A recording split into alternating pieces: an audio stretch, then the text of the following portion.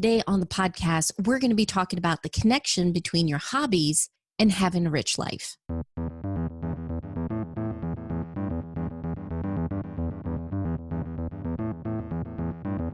Welcome to the Couple Money Podcast, the show where we share stories and advice on building up your marriage and wealth together.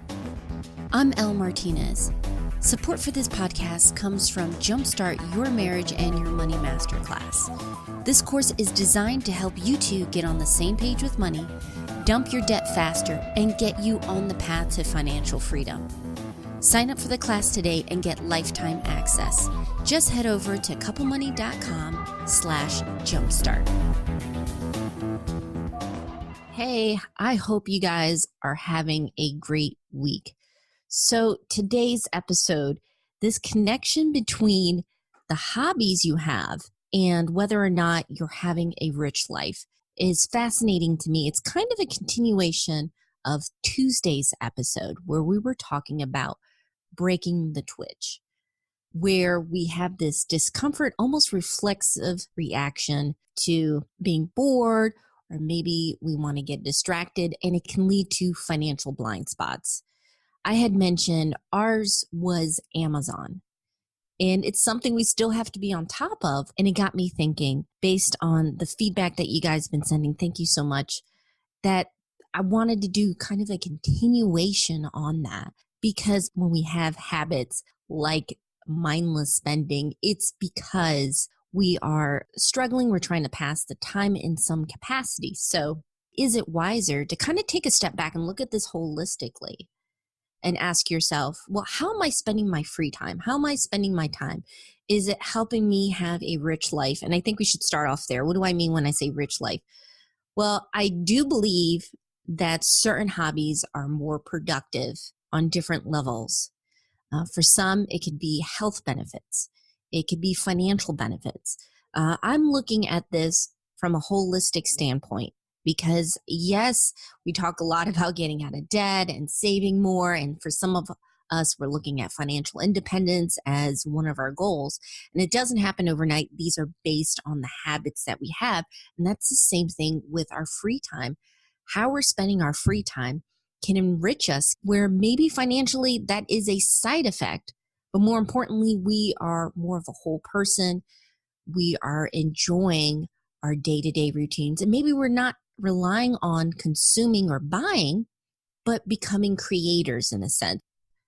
And so I kind of want to start this episode off with something I've been reading about habits of people who have decent incomes, people who have high incomes, and then people who have lower incomes. And there seems to be certain patterns to the hobbies that they have. Okay, so this is the American Time Use Survey. So I'm going to start off with the top 10 for those that have high incomes. Hobbies were golfing, racket sports, softball, running, attending performing arts, watching baseball, cardiovascular equipment and play, volleyball, yoga, and boating. Okay, and then for the top ones on the other side of the spectrum, those that are low income earners, you have television, listening to radio, tobacco. It just says relaxing and thinking, nothing specific. Movies, pool, going to the casino, and then soccer. So just looking at these, I notice with the high income earners, there's a lot of activity. Exercise seems to be a priority for a lot of people. And then with the lower ones, it kind of runs the gamut here. Television seems to be a huge hobby listed. I would never consider this a hobby. While it was certainly interesting to see the patterns in the activities and hobbies of maybe different income levels, it's an incomplete look at things because it's not, of course, about what you make income-wise. It's also what are you saving and investing, because there are many in the financial independence community that on paper look like they have low income, but that's because they've gone a frugal and more simple life and therefore their income level is going to look smaller because that's what they're living off of. So I went to the subreddit, and there's actually numerous different threads, but one I loved because they organized some of their favorite ones. And I saw, again, though, that pattern of looking at their health, saw skiing, cycling, running. I saw a lot of reading. And yes, people were having fun with gaming, travel, playing music. But a lot of it was acquiring skills. So there were people that were into gaming, but it wasn't their major hobby. It was something that they did in the side and they enjoyed. But there was a lot of creation. Some people were exploring becoming better programmers. And there were a lot of people that were just curious. At this point in their lives, maybe they're pre-financially independent, but they have their debt paid off. Or they are on the path of financial independence and are enjoying living there. A lot of them were exploring. Like they've had this desire for years to learn more, especially with music, cooking, gardening, and construction with DIY projects, but they didn't have the time. And now that they got some margin, some buffer in their lives, these are hobbies that can, yes, lead to skills, side income, big projects. But a lot of it started off with a personal desire. They've always been curious, and now they get to explore. So I found that fascinating.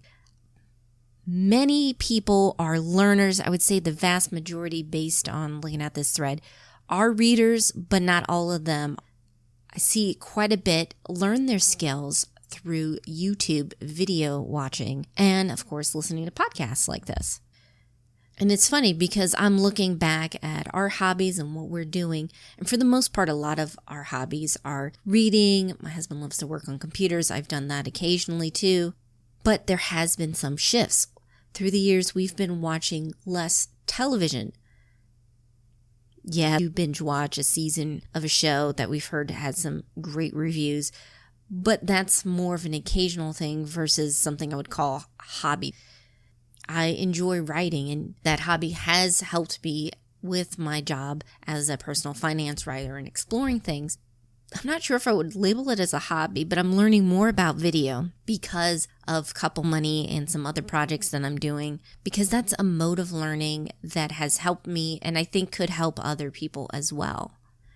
So where do you draw this line between like hobby and now it becomes a skill and now you make some income? It can get really blurry.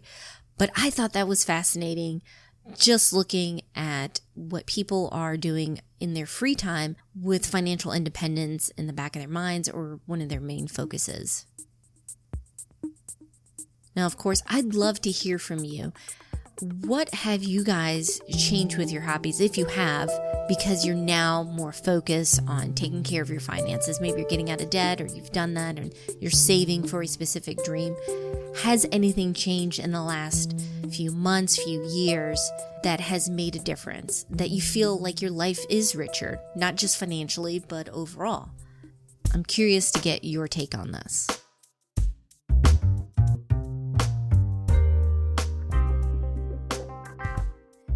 I hope you enjoyed this episode. I know it's a bit different from my usual routine, but I wanted to just take a step back and look at how everything fits together with our lives. Yes, I know finances, practically speaking, are necessary for day-to-day living and to reach some of our goals that we have, but it's only one piece of the puzzle. Our valuable resource, time, is something we have to be especially careful with. So if you want to learn more about this intersection of financial independence and sustainable and intentional living, I have another project out. It's my site, Simplify and Enjoy. And starting next month, which is next week in May, I'm going to be releasing a podcast. And I'm really excited about this because it's a mix of audio and video. I'm going to be doing a series about habits that you can pick up, which will include some hobbies that can help you enrich your life. And again, align how you're spending your time, your money, your resources, more along with what you value and what matters most to you. So if you want to join me on this ride, please sign up at simplifyandenjoy.com/join. Our theme song was written and performed by Gentle Regime. Additional music by Lee Rosefair. I hope you guys have a wonderful week. Take care.